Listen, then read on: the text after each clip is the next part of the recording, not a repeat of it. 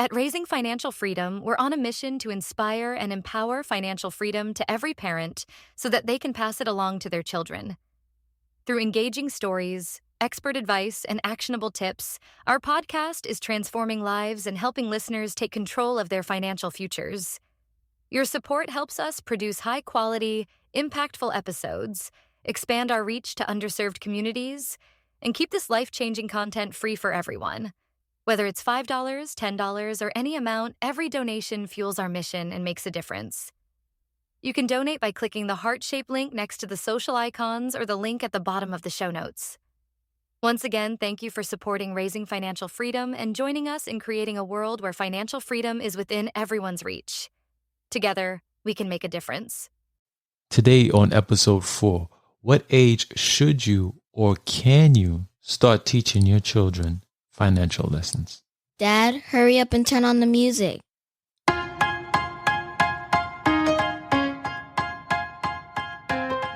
Have you ever wondered why some people seem to have it all financially?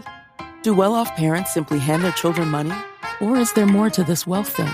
Welcome to Raising Financial Freedom, the podcast. We are here to talk about everything you never knew to teach your children when it comes to starting their financial future. The principles behind wealth and methods that are out there to teach your child about personal financial freedom. There is no real trick to earning other than learning. We are here to discuss, teach, and grow with you. Raising Financial Freedom, the podcast, with your host and concerned parent, Eric Yard. Let us get right into today's show.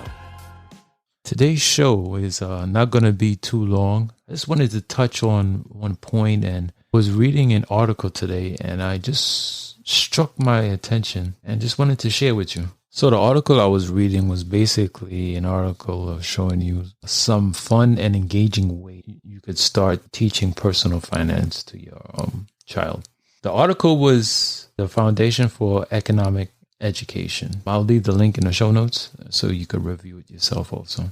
But one interesting that the article went over was that the age in which you should start or you can start teaching your child personal finance. And it's very interesting because I didn't think it would be that young. So the article basically is stating that at the age of 3, you should start or can start teaching your child about finance. The lessons are basically basic at that age, but still, you can start something at that age, which is something I never knew that young, but it does go into it. And so from this part in the article, it's saying that saving is one of the basic lessons you can start showing your child what to do when it comes to finance. Now, the thing about that is that a lot of people can't save at all as adults.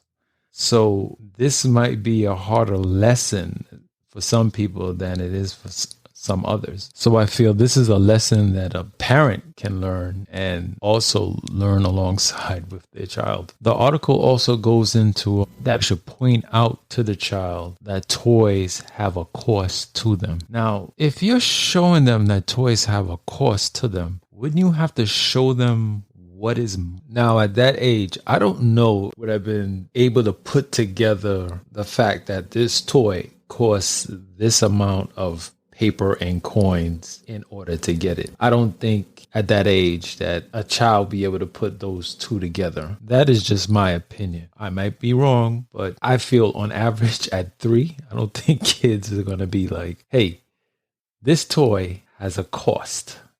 That cost is a certain amount of money. Maybe you could introduce money to them. I'm not too sure about that one, but I'd rather stick with the point of showing them. Then if you're showing them how to save, I guess you would need to show them with the money. So for me, what I'm taking from this article, at that age, you should try to introduce money to your child. The article also goes into some other money lessons, spending the 3-jar method, where you have a jar labeled savings, another one labeled spending, and another one labeled sharing.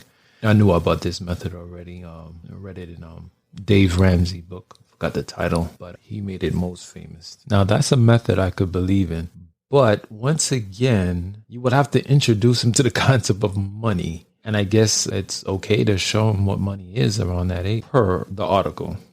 Then goes into saying that you can have your child set saving goals in order to buy that toy that they do want, which is understandable. That is a good lesson. But I'm still stuck on the fact that they starting at 3. That's really early. They have 2 other age groups in the article, 6 to 10 and then 10 to 13, or 11 to 13, I would say. I'm not going to get into those 2 age groups because you could go ahead and read it in the article. My main point was to talk about the first group, which was 3 to 5. What I do want you to do is leave a comment on our Facebook page and let us know, what age do you think is a good time for you to start teaching your child about personal finance?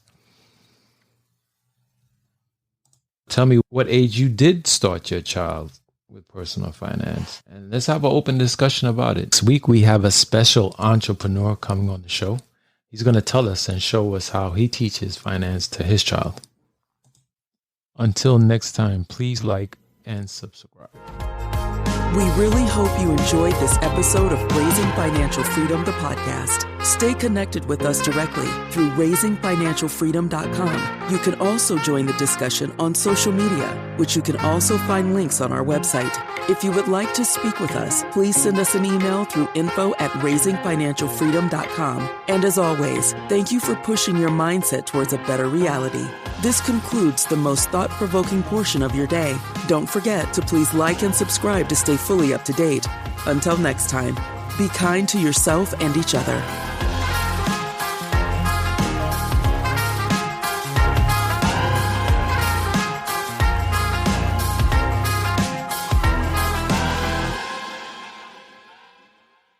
Before you go, I wanted to tell you about a new option called Fan Mail, which uses text messaging to give our listeners the ability to text our show directly. There is a link in every episode at the top that will say, "Send us a text."